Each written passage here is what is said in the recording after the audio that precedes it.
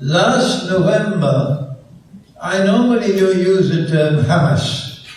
I refer to the Islamic resistance. Last November, I declared, I said it, and I was bitterly criticized. I said that Israel set a trap for them. And they were blind and they couldn't see it. And they walked into the trap.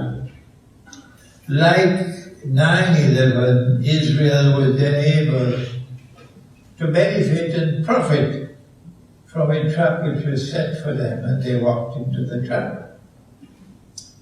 That weapons were leaving the United States and the Western world and going to Ukraine. Huge amounts of weapons and drones. And the CIA and the Israeli Mossad were able to siphon off some of those weapons and use Saudi Arabia to get the weapons into Gaza. Putin said the same thing, but he didn't use the term Saudi Arabia. But Putin said that the weapons which were going to Ukraine were being siphoned out. And the Islamic resistance was so innocent, did not know.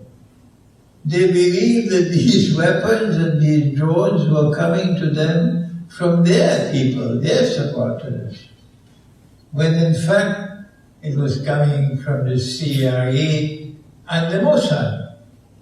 And Netanyahu knew everything about it. So the government of Israel, at least the Prime Minister, knew that that attack was coming on the 7th of November. They knew it. And Egypt actually sent a message to them warning them, because Egypt was able to pick up the ground information that the attack was coming. So they knew the attack was coming. And they deliberately allowed the attack to take place. And more than 1,000 Israeli citizens were killed. Why did the government of Israel act in this despicable way? On Judgment Day, we get the evidence that I am speaking the truth. The evidence. The government of Israel wanted Hamas to launch the attack that they did, so that the government of Israel will then be able to profit, to exploit this event to their advantage. What did they have with their master plan? The master plan was, number one, to decimate Hamas, the Islamic resistance. Decimate them. Number two, punish the people of Gaza to such an extent that they will eventually turn against Hamas, turn against their own people. Number three, destroy every building in Gaza and drive the people down to the south. And as you drive them down to the south, you destroy all buildings so there is no place to come back. And eventually, when you have them cornered in the south, either throw them into Sinai or force Egypt to accept them. And so you will get rid not only of Hamas, you'll get rid of all the Palestinians in Gaza. And Israel will be able to repopulate Gaza with their own people. Number two, not only is Hamas a thorn in the side of Israel, but also Hizbullah in Lebanon. So you must attack the Palestinians to such an extent that you will provoke Hizbullah to join the war. But that did not happen. And Hizbullah was sensible enough, while they will attack Israel, they will not launch a war.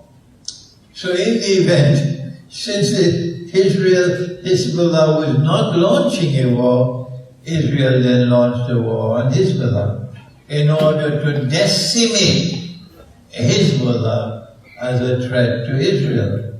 And they have achieved a large measure of success on these two fronts already. Number 3, Israel's master plan was also to force Iran into the war, so that Israel could destroy Iran's nuclear plans and either remove the possibility that Iran could ever have nuclear weapons or delay for some indefinite period of time.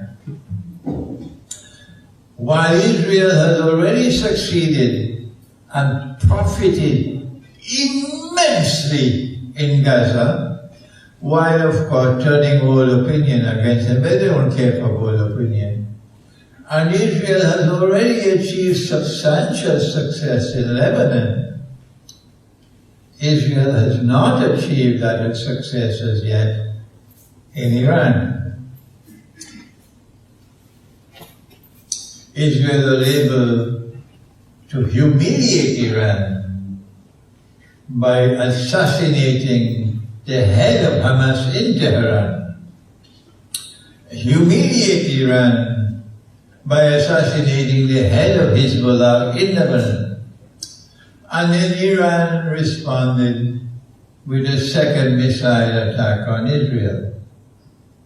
But Iran does not want war with Israel. And Israel so far has restrained herself from war with Iran. They will attack each other, yes, but a war will result in the collapse of the world oil economy. A war between Israel and Iran will result in the collapse of the world oil economy. Number 2, a war between Israel and Iran will immediately result in Iran becoming a nuclear power. And this is what the Western world wants to avoid. And so they have forced Israel to show restraint. But the master plan is the master plan. And Israel is not going to listen to the United States indefinitely. And so eventually it's just a matter of time, I believe. I hope I'm wrong, that Israel will attack Iran to try to destroy Iran's nuclear plans, to prevent Iran from becoming a nuclear power, because that is necessary for Pax Judaica to come into being.